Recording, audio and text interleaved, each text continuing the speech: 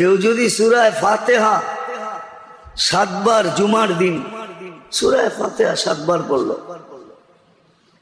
কুল হুয়াল্লাহ 7 বার, ফালাক 7 বার, নাস 7 বার, তো তার পিছনের গুনাহ মাফ। একটা কিতাবই আছে মুকাফফিরাতুদ যুনুব, মুকাফফিরাতুদ যুনুব, পিছনের গুনাহ কি কামলে মাফ হয়, একটা কিতাবই আছে যে কোন কোন কাজে পিছনের গুনাহ মাফ হয়ে যায়। কিছু কঠিনও আছে, আবার কিছু একবারে সহজও আছে।